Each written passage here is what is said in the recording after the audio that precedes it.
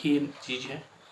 Hello friend, welcome back to my channel mission RRDS। तो आज हम डिस्कस करेंगे यूनिवर्सल लॉ ऑफ ग्रेविटेशन या न्यूटन लॉ ऑफ ग्रेविटेशन। ये न्यूटन के द्वारा दिया गया था, इसलिए उन्हीं के ऑनर में इस थ्योरी को हमने उनके नाम पे रख दिया है। तो ग्रेविटेशन के बारे में मैंने पढ़ाया था, आपको पिछले वीडियो में बताया भी है कि किसी भी दो ऑब्जेक्ट जिसमें मास हो उसके बीच में वो अट्रैक्ट करती है, आपस में अट्रैक्शन फोर्स लगाती है, तो उसे हम ग्रेविटेशन कहते हैं। लेकिन उस फोर्स में ग्रेविटेशन को मतलब वहाँ पर हमने सिर्फ क्वालिटिव नेचर से पढ़ा, मतलब वो फोर्स कितना है ये हमें मालूम नहीं चला।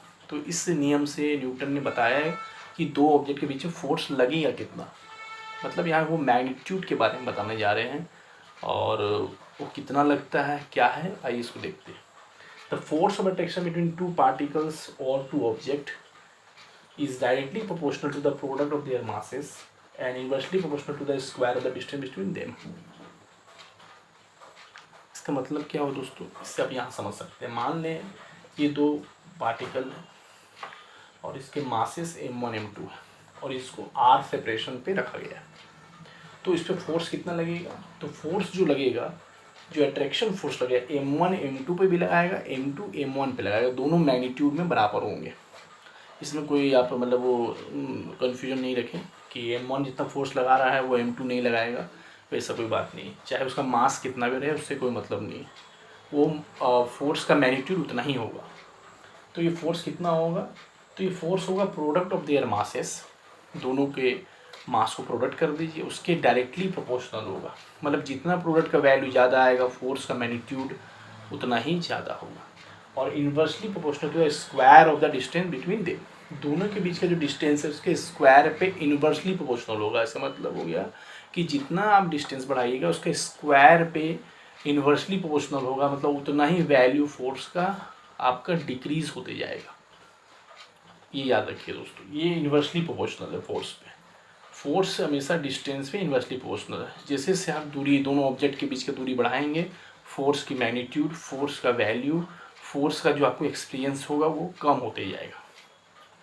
तो ये दोनों को जब हमने कंबाइन किया तो हमारा फोर्स आ गया, force equal to Gm1 m2 r2, क्योंकि हमने यहाँ प्रोपोर्शनल हटाया तो हमारा आ गया Gm1 m2/r2। तो यहाँ G क्या है दोस्तों? G है आपका यूनिवर्सल ग्रेविटेशनल कांस्टेंट।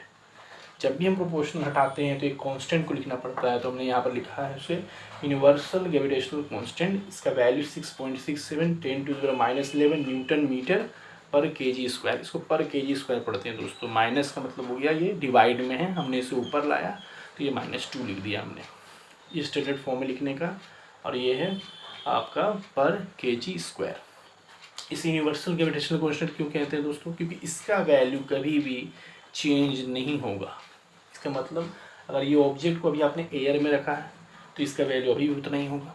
इस ऑब्जेक्ट को आपने अगर कोई मीडियम में रख दिया है, ऑयल में या वाटर में, कोई गैस में, तो इसका वैल्यू तब भी उतना ही रहेगा। तो इसको यूनिवर्सल ग्रेविटेशनल कांस्टेंट कहते हैं। इसका वैल्यू किसी भी मीडियम में, कहीं भी आप जाइए यूनिवर्स में, कहीं पर भी किसी भी प्लैनेट के बीच में फोर्स की बात करिए, ये G उतना ही होगा। वहाँ मासेस चेंज हो जाएंगे। मान लेते हैं कि अर्थ और जुपिटर में आपको मास वैल्यू निकालना है ग्रेविटेशनल का, तो m1 m2 चेंज हो गए, r चेंज हो गया, लेकिन G कभी चेंज नहीं होगा। इसलिए इसे यूनिवर्सल ग्रेविटेशनल कांस्टेंट कहते हैं, क्योंकि किसी भी मीडियम पे, किसी भी फैक्टर पे ये आपका जो है डिपेंड नहीं करता है, ये हमेशा कांस्टेंट रहता है। तो न्यूटन्स लॉ ऑफ ग्रेविटेशन यही है दोस्तों। छोटा सा एक आपके लिए नॉलेज में दिया मैंने, ये आप एग्ज़ाम में भी, कोई एग्ज़ाम में आप लिख सकते हैं। ये इसका डेफिनेशन हुआ, ये हमने कंसीडर किया और ये हमने डायग्राम बनाया और इसका ये कंक्लूजन जो आया, फॉर्मूला ये हुआ। सो आई होप आपको ये पसंद आया हुआ video. So like, subscribe and share. Thank you very much.